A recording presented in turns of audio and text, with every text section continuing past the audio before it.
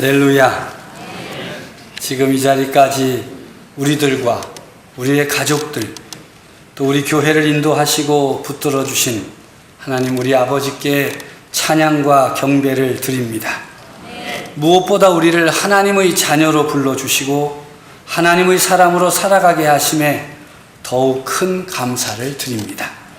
오늘은 우리 민족의 큰 명절인 추석입니다. 부모님을 찾아뵙고 일가 친척과 아름다운 사랑의 교제를 나누는 행복한 명절입니다. 오늘 일부 예배 때도 시작할 때 6명 앉아서 시작했다가 끝날 때는 꽤 되더라고요. 2부 예배 때도 시작할 때는 한 10명 되더니 상당히 많아졌습니다. 오병이어의 역사인 것 같습니다. 그런데 우리 교회 다니는 분이나 또 외부에서 오는 분이나 똑같은 점이 하나 있어요. 좀 늦게 온다는 것입니다. 오늘 여러분들 명절 아침에 얼마나 바쁘셨습니까? 그런데도 이렇게 하나님께 예배드리는 예배의 자리로 나오셔서 하나님 기쁘게 여러분의 예배를 받아 주실 줄로 믿습니다. 바라기는 여러분들의 아름다운 사랑의 수고와 또 믿음의 섬김을 통해서 추석 명절이 더 아름답고 행복하기를 우리 주님의 이름으로 축복합니다. 우리는 모두가 하나님의 사람입니다. 오늘 성경에 오직 너 하나님의 사람아 이렇게 불러주십니다. 할렐루야. 하나님의 사람은 어떻게 살아야 하는가? 오늘 성경은 이 디모데전서 6장을 통해서 말씀하고 있는데 일반적으로 하나님의 사람은 첫째로 가정을 바로 세워야 됩니다. 서로 사랑하고 존경함으로 가정을 바로 세워야 돼요. 순종하고 헌신함으로 가정을 든든하게 믿음의 가정으로 세워나가야 됩니다. 둘째는 자신의 믿음을 굳세게 해야 됩니다. 세상의 풍조를 따르기보다 하나님의 말씀을 따라 살아감으로 자신의 믿음을 굳세게 하는 것, 하나님의 사람이 하는 믿음의 자세입니다.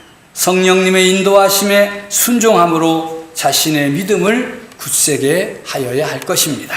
셋째는 자신이 속한 신앙 공동체인 교회를 잘 섬겨야 됩니다.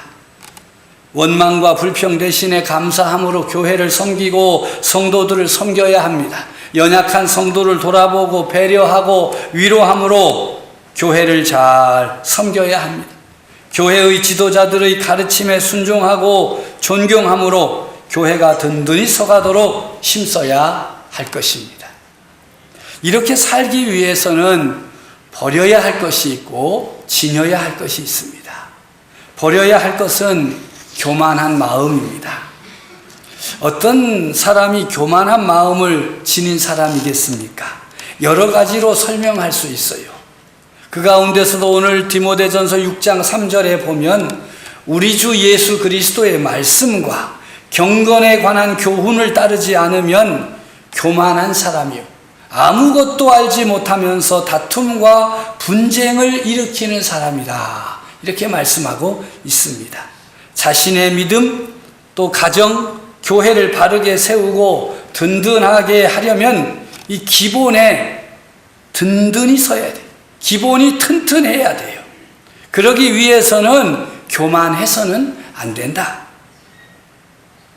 우리 믿음과 가정을 바로 세우고 교회를 든든하게 세우려면 가장 기본이 되는 우리 주님 예수 그리스도의 말씀을 순종함으로 따라가야 됩니다. 우리가 조금 배웠다고 또 조금 안다고 주 예수 그리스도의 말씀보다 자기를 앞세우고 자기를 드러내면 그는 세상에서는 어떤지 몰라도 하나님 앞에서는 교만한 사람이에요. 교회 안에서도 교만한 사람이에요. 물론 가정에서도 교만한 사람이에요. 겸손하게 하나님의 말씀과 경건에 관한 교훈을 따름으로 자신의 믿음을 굳세게 하고 가정을 바로 세우고 자신이 속한 신앙 공동체인 교회를 든든하게 세워가는 하나님의 사람이 되시기를 간절히 바랍니다. 또한 이 든든히 세워가려면 가져야 할 것이 있어요. 버려야 할 것은 교만한 마음이라면 꼭 가져야 될 마음이 있는데 그것은 자족하는 마음입니다.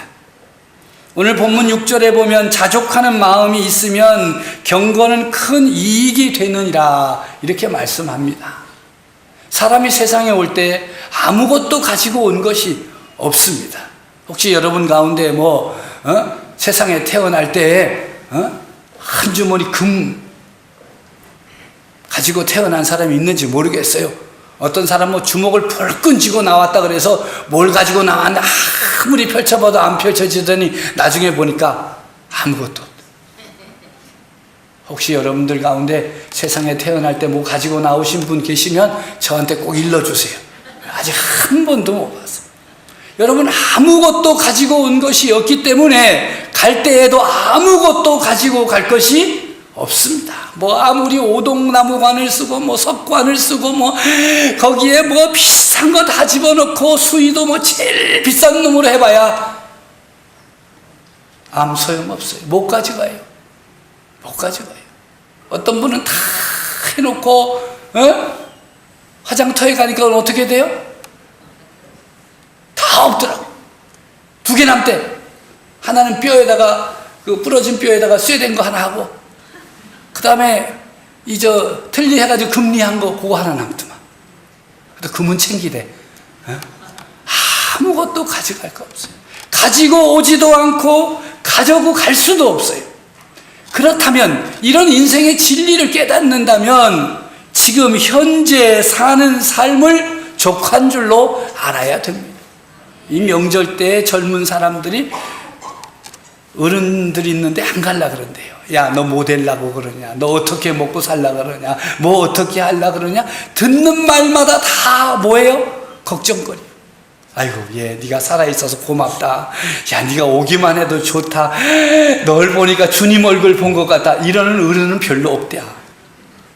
우리가 먹을 것과 입을 것이 있으면 족한 줄로 알아야 하는데, 사람들의 마음은 자꾸 자족하는 마음을 넘어서서 어떻게 하면 좀 더 부자가 될까 하다가 시험과 올무와 여러 가지 어리석고 해로운 욕심에 떨어지고 파멸과 멸망에 빠지게 되는 것입니다.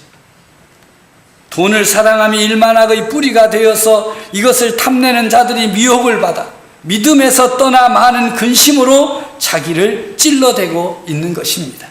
자족할 줄 모르고 욕심을 부리는 사람은 단계 단계로 굴러 떨어집니다. 오늘 성경에 보니까 1단계는 시험이에요. 이 시험이라고 하는 것은 그 대상을 시험해서 그 진면목을 가려내는 것입니다.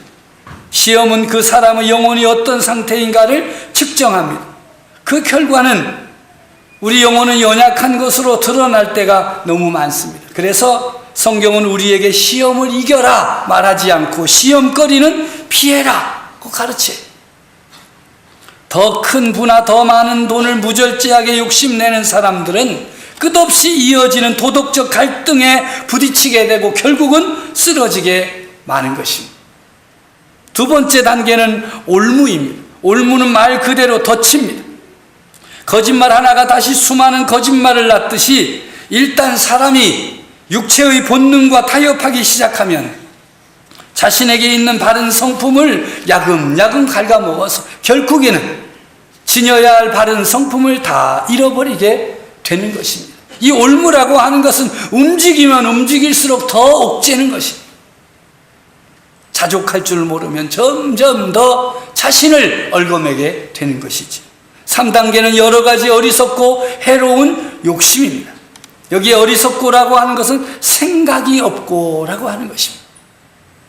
이 욕심은 정욕이나 유욕으로 해석하면 이해가 빠릅니다. 헬라인들은 대개 이 단어를 음식이나 성과 연결시켜서 사용했습니다. 무엇이든 잘못된 동기로 추구하면 당장은 만족을 얻는 것 같지만 그 후에는 전보다 더 욕구가 절박해집니다. 생각이 없는 욕망은 위험한 종착지로 치닫게 됩니다. 마지막 4번째 단계가 파멸과 멸망입니다. 이것은 부패나 내적인 부식을 가리키는 것으로 완전한 멸망입니다. 이 멸망이라는 단어는 신약 성경에서 영원한 저주를 뜻하는 말로 자주 쓰이게 됩니다. 그러므로 하나님의 사람들은 자족할 줄 알아야 됩니다. 그런데 세상이 우리를 그냥 내버려 두지를 않아요. 자족할 수 없도록 만들어 놓는 거예요. 이 세상은 신속한 변화를 추구하는 소비지향적인 문화예요. 그래서 뭐 이거 괜찮아, 이렇게 살아도 돼, 그러면 야, 어떻게 너는 세상을 그렇게 사냐? 말할 정도로 사람들을 다 세뇌시켜 놨어요. 기업들은 일부러 제품이 가장 좋다고 이것이 최신품이라고 해놓고 1년도 안 지나서 또 어떻게 해요? 그 다음 또 내는 거예요. 저도 이런 말 할 자격은 별로 없어요.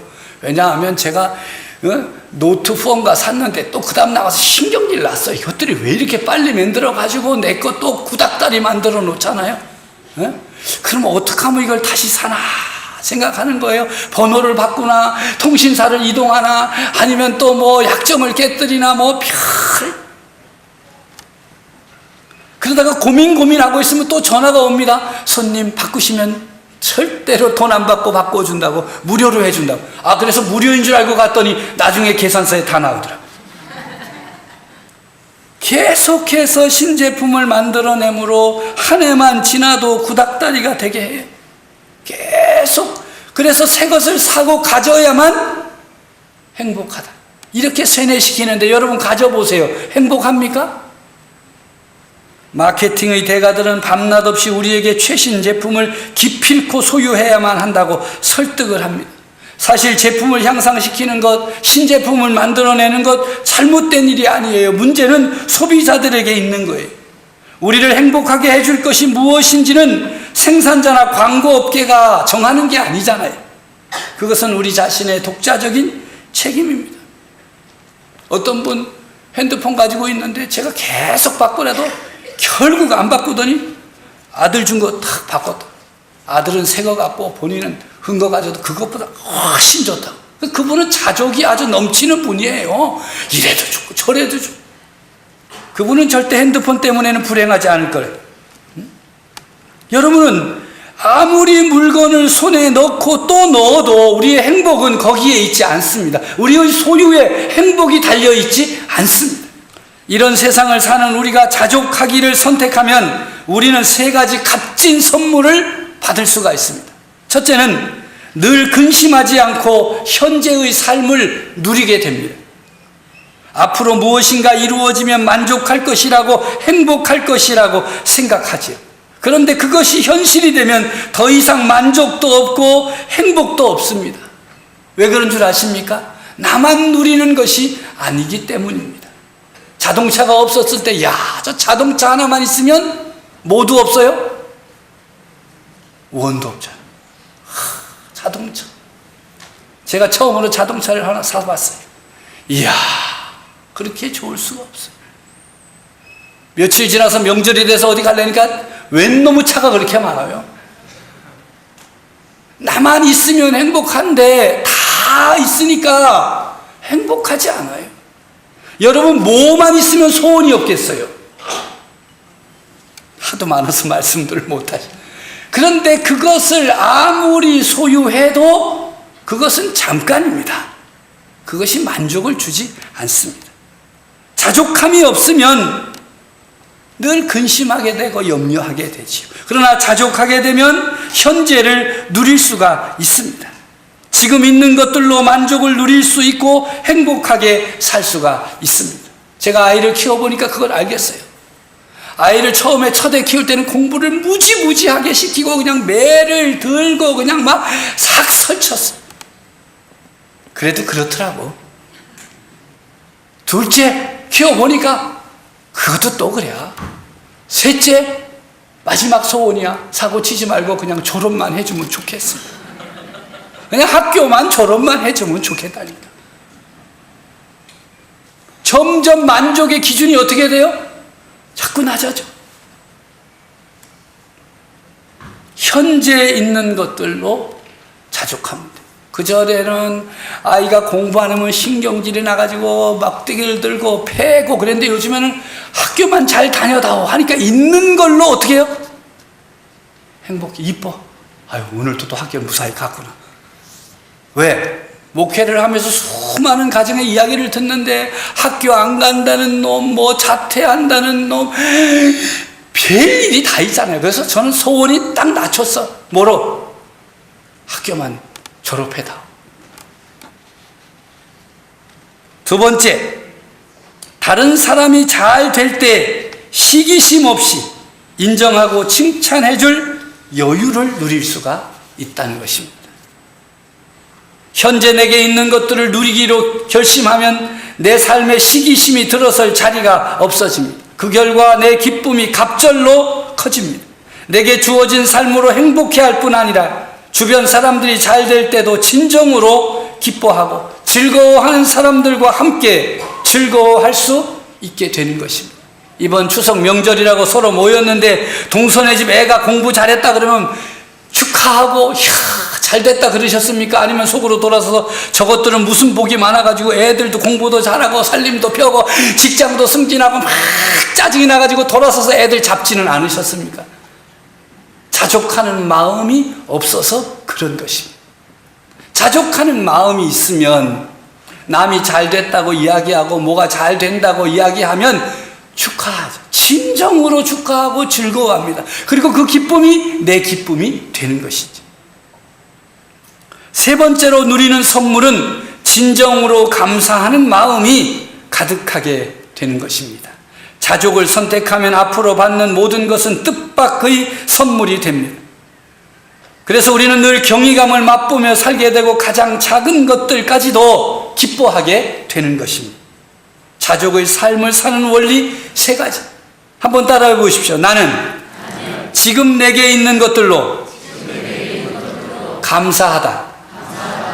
나는 지금 내가 버는 것만큼으로 만족한다. 이 소리는 조금 줄어든 것 같으네. 일단 나중에 더 벌더라도 지금 버는 것만큼 어떻게 해요? 만족한다.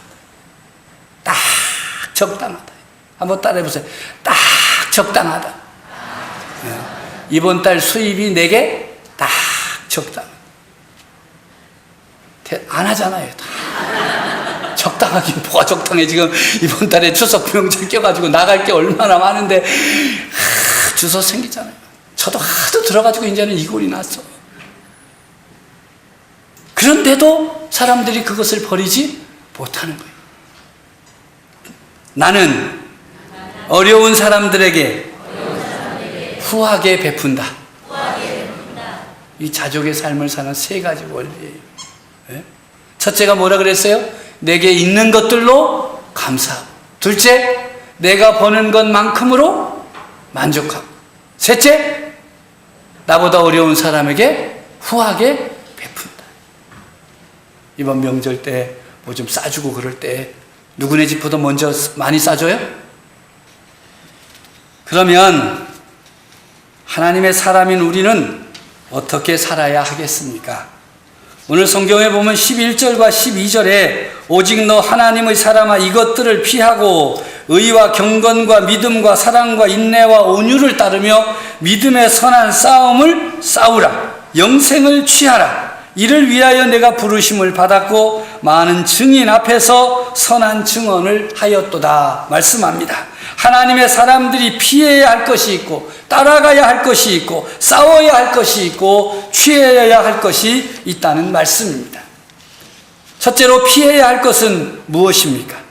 다른 교훈을 하는 사람들을 피해야 합니다. 이단 사이비들을 피해야 합니다. 그들과 논쟁을 벌여가지고 뭐 어떻게 한번 설득해볼까 그런 생각하지 마십시오. 다른 교훈을 하는 사람 피해야 됩니다. 교만한 사람들을 피해야 됩니다. 돈을 사랑함으로 욕심에 빠져 사는 사람들을 피해야 됩니다. 자족할 줄 모르는 사람을 피해야 됩니다. 둘째로 따라야 할 것이 있습니다. 의와 경건과 믿음과 사랑과 인내와 온유를 따라야 합니다. 여기에 따른다고 하는 것은 사냥꾼이 사냥감을 잡기 위해 따라간다는 것입니다. 하나님의 사람들이 따라야 할 사냥감은 6가지. 첫째가 의입니다. 마음과 생각이 하나님의 말씀과 조화를 이루며 살아가는 모습입니다. 둘째는 경건입니다. 모든 생각과 모든 반응과 모든 말과 모든 행위를 통하여 하나님을 영화롭게 하고자 하는 삶의 태도입니다. 세 번째는 믿음입니다. 공급과 보호와 능력과 인도를 약속하신 하나님을 의지하는 것입니다. 주님이 공급하시고 지시하시며 허락하시는 것들로 자족하기로 선택하는 것, 그것이 바로 믿음입니다. 네 번째는 사랑입니다. 다른 사람들, 특히 자신이 섬기도록 부름받은 대상들이 진정한 의미에서 잘 되도록 힘쓰는 것이 사랑입니다. 다섯째로 인내함입니다. 압박과 역경과 유혹에도 불구하고 한결같이 의지적으로 의지를 가지고 말씀에 순종하는 것입니다. 그것이 인내하는 것입니다. 그냥 버티는 것이 인내가 아니라 하나님의 말씀, 그 말씀에 순종하려고 여러 가지 힘들고 어려운 일들을 참아내는 것, 그것이 인내입니다. 마지막으로 온유입니다. 연약하거나 상처 입은 사람들을 다독여주고 붙들어주고 위로해주고 저들의 힘이 되어주는 것, 그것이 바로 온유함입니다. 그것을 우리가 따라가야 됩니다. 그렇다면 싸워야 할 것은 무엇입니까? 오늘 성경은 우리에게 믿음의 선한 싸움을 싸우라고 합니다. 믿음의 선한 싸움에서 패배하면 안 됩니다. 승리해야만 합니다. 이 싸움은 전쟁이라기보다는 운동 경기와 더 밀접합니다. 적은 경기 자체이며 선수는 거기서 승리를 얻기 위해 고군분투하는 것입니다. 이때 하는 경기는 믿음의 경기입니다. 믿음은 지구력을 필요로 하는 장거리 경주예요. 이 경주는 몸 안의 모든 세포들이 속도를 좀 늦춰라, 이제 그만하자, 절규할 때도 계속하여 달리려는 의지를 가지고 나아가는 시합인 것입니다. 믿음의 선한 싸움을 싸워 승리하라 말씀하십니다. 또한 취해야 할 것이 있습니다. 하나님의 사람들은 영생을 취하여야 합니다. 여기에 취한다는 말은 꼭 붙들라는 것입니다. 영생은 이미 하나님의 사람에게 확보된 것입니다. 하나님이 이미 우리에게 약속하신 것입니다. 꼭 붙들어야 됩니다. 우리가 싸우는 믿음의 싸움은 이미 승리가 결정된 시합이에요. 주님께서 우리를 부르셨기에 우리에게 영생이 있고 주님께서 정해놓으신 것에는 변함이 없습니다. 사도 바울은 하나님의 사람인 디모데에게 피하라, 따르라, 싸우라, 취하라는 네 가지 명령을 한 이후에 다시 한번 엄숙한 명령을 하십니다. 14절의 말씀입니다. 14절의 말씀 함께 읽습니다. 우리 주 예수 그리스도께서 나타나실 때까지 흠도 없고 책망받을 것도 없이 이 명령을 지키라. 아멘. 예수 그리스도 우리 주님 나타나실 때까지 이 명령을 지켜나가라. 한두 번 하고 그만두지 말고 끊임없이 하라는 것입니다. 때로는 쓰러질 때도 있고 넘어질 때도 있습니다. 그래도 그 자리에서 일어나서 다시 이 명령을 지키기 위해 힘쓰라는 것입니다. 많은 사람들이 믿음의 길을 시작했다가 중도에서 다 포기합니다. 어떤 사람들은 믿음의 모습은 그대로 가지고 있는데 지켜야 할 것을 지키지 않습니다. 싸워야 할 것을 싸우지 않습니다. 피해야 할 것을 피하지 않습니다. 그냥 자기 소견에 오른 대로 살아가고 있습니다. 그런데 오늘 말씀은 우리들에게 예수 그리스도 주님 나타나실 때까지 흠도 없고 책망받을 것도 없이 이 명령을 지키라고 하십니다. 다시 새롭게 시작하는 기회가 되기를 바랍니다. 주님, 그렇습니다. 하나님의 사람으로 살게 하여 주시옵소서. 하나님의 사람으로 살아야 할 것들을 잘 지키며 따라가게 해 주시옵소서. 그리하여 하나님의 사람으로 쓰임받을 때마다 하나님께 영광을 올려드리고 하나님의 나라는 확장되어지고 하나님의 능력은 우리의 삶 가운데 넘치게 하옵소서. 간절함을 가지고 이 명령을 지키라 하시는 말씀 앞에서 아멘, 아멘으로 응답하며 믿음의 길을 걸어가는 성도 여러분, 하나님의 사람들 되어지기를 간절히 바랍니다.